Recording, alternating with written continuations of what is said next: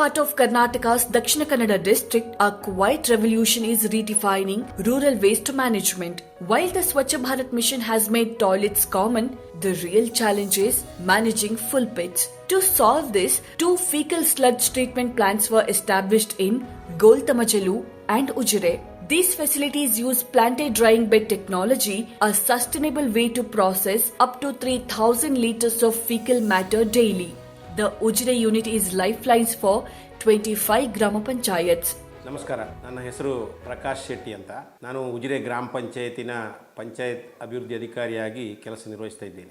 ಮಲತ್ಯಾಜ್ಯ ಅಂತ ಹೇಳಿದಾಗ ಜನರಿಗೆ ಪ್ರಾರಂಭದಲ್ಲಿ ಇದು ನಮ್ಮ ಊರಿಗೆ ಒಂದು ಮಾರಕ ಆಗುತ್ತೆ ಎಂಬ ಒಂದು ಭಾವನೆ ಇತ್ತು. ಎಲ್ಲವನ್ನ ಅಚ್ಚುಕಟ್ಟಾಗಿ ಅಲ್ಲಿ ನಿರ್ವಹಣೆ ಮಾಡಿರುವುದರಿಂದ ರಾಜ್ಯದಿಂದ, ಹೊರ ರಾಜ್ಯಗಳಿಂದ, ಬೇರೆ ಬೇರೆ ಜಿಲ್ಲೆಗಳಿಂದ ಮತ್ತು ವಿದೇಶಗಳಿಂದಲೂ ಕೂಡ ಬಂದು ಈ ಮಲತ್ಯಾಜ್ಯ ಘಟಕವನ್ನು ನೋಡಿ ತುಂಬಾ ಸಂತೋಷ ಪಟ್ಟಿದ್ದಾರೆ. ನವೆಂಬರ್ 2025ರಲ್ಲಿ ಸುಮಾರು 73,000 ಆದಾಯ ಆಗಿದೆ. 28,000ಕ್ಕಿಂತಲೂ ಹೆಚ್ಚು ಆದಾಯ ಗ್ರಾಮ ಪಂಚಾಯತಿಗೆ ಆ ಒಂದು ತಿಂಗಳಲ್ಲಿ ಬರ್ತಾ ಇದೆ. ನಮ್ಮ ಉಜಿರೆ ಗ್ರಾಮ ಪಂಚಾಯತಿಗೆ ಮಂಜೂರಾಗಿರತಕ್ಕಂಥ ಮಲತ್ಯಾಜ್ಯ ನಿರ್ವಹಣೆ ಯಶಸ್ವಿಯಾಗಿ ನಡೆಯುತ್ತಾ ಇದೆ. ಸರಿಯಾದ ರೀತಿಯಲ್ಲಿ ಕೆಲಸವನ್ನು ಮಾಡ್ತಾ ಇದ್ದೇವೆ. The model is highly profitable.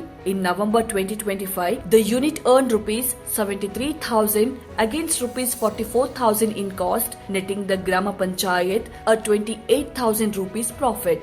The service is affordable, costing just rupees 3,500 per load with 50 rupees per kilometer charge for trips beyond 10 kilometers.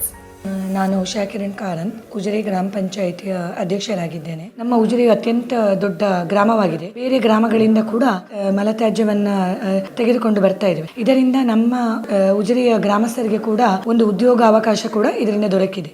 Funded by SBMG at a cost of 1.4 crore rupees, this initiative creates a circular economy. By turning waste into wealth and protecting our soil and water, Dakshina Kannada is setting a shining example for a sustainable rural India.